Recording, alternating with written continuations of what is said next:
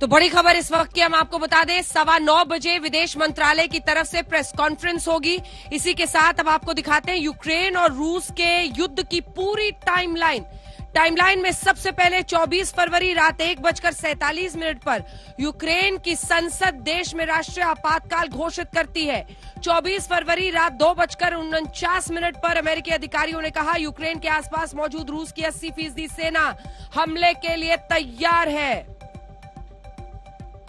उसके बाद सुबह 5:18 24 फरवरी अमेरिका ने कहा हम रूस के साथ युद्ध नहीं करेंगे, ना ही यूक्रेन में लड़ने के लिए अमेरिकी सेना भेजेंगे।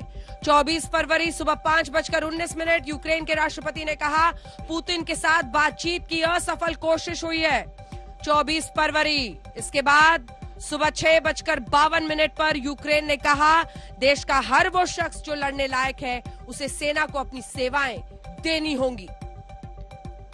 24 फरवरी सुबह 6:52 पर ही यूक्रेन की सरकार और बैंकों की वेबसाइट पर साइबर हमले की खबर आई। 24 फरवरी सुबह 7:50 यूक्रेन के बंदरगाह शहर मारियोपोल में विस्फोटों की आवाज सुनी गई। मारियोपोल में विस्फोटों की आवाज। 24 फरवरी सुबह 8:40 पर पुतिन ने की युद्ध की घोषणा, पूर्वी यूक्रेन में दिए स्पेशल मिलिट्री ऑपरेशन के आदेश। 24 फरवरी सुबह 8:46 यूक्रेनी सेना को पुतिन की चेतावनी ये कि वो डाल दे हथियार। उसके बाद आप सोचिए कि हर मिनट हर लम्हे कुछ हो रहा है। 24 फरवरी सुबह 8:49 ठीक 3 मिनट बाद पुतिन ने खाई यूक्रेन में रूसी कार्रवाई में दखल देने वालों से बदला लेने की कसम। उन्होंने इससे बाकायदा प्रेस कॉन्फ्रेंस के जरिए कहा। 24 फरवरी सुबह 8:55 एक मिनट का हिसाब हम आपको बता रहे हैं। संयुक्त राष्ट्र महासचिव ने की पुतिन से अपील अपने सैनिकों को रोक ले। 24 फरवरी सुबह 9:09 पर यूक्रेन की राजधानी कीव में सुनाई दी भयानक धमाके की आवाज। 24 फरवरी सुबह 9:36 इसके बाद 9:36 पर पूर्वी यूक्रेन के फ्रंट पर जोरदार धमाका होता है। 24 फरवरी सुबह 9:48 यूक्रेन के काला सागर बंदरगाह ओडेसा पर ब्लास्ट की खबर आती है। 24 फरवरी सुबह 10:36 पर कीव में हो रहे धमाकों के बीच यूक्रेन से वापस लौटा एयर इंडिया का विमान। 24 फरवरी सुबह 10:36 कीव में हो रहे धमाकों के बीच यूक्रेन से वापस लौटा विमान।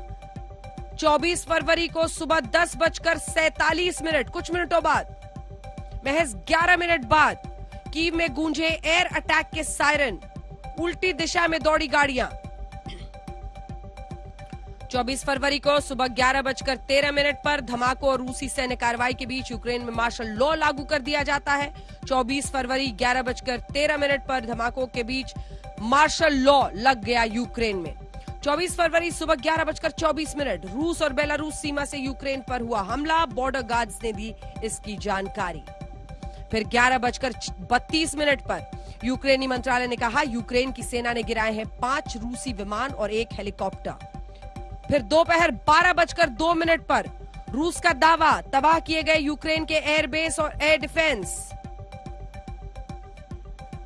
12:14 पर भारतीय दूतावास ने यूक्रेन में भारतीयों को घरों में रहने की सलाह दी। उनसे कहा कि जो जहां पर है वहीं शांति से सुरक्षित रहे।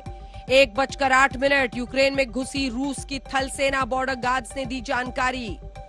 दोपहर 1:26 पर यूक्रेन के सैन्य हवाई अड्डे से उठता दिखा काला धुआं, पहली मौत की खबर आती है।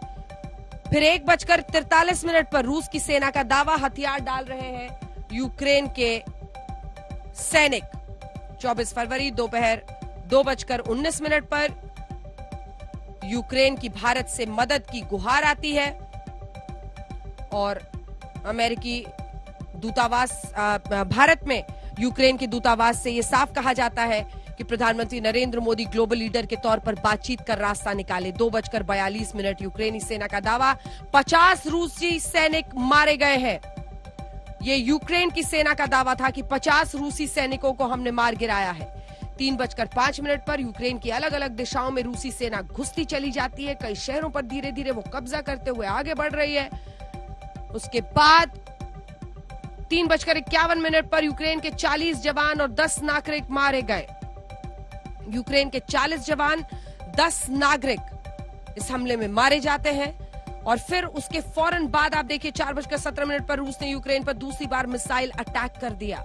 एक के बाद एक वो जल, थल, वायु हर तरह से अटैक कर रहा है। यूक्रेन के ओडेसा में मिसाइल अटैक से वेयर हाउस तबाह। ओडेसा के आप सामरिक स्थिति को भी, उसकी लोकेशन को देखें, स्ट्रेटेजिकली बहुत महत्वपूर्ण है और यूरोप या किसी देश से मदद ना मिले, इसीलिए ओडेसा पर कब्जा किया। 5:31 पर यूक्रेन के ओडेसा के पास धमाके में 18 लोगों की मौत हो जाती है।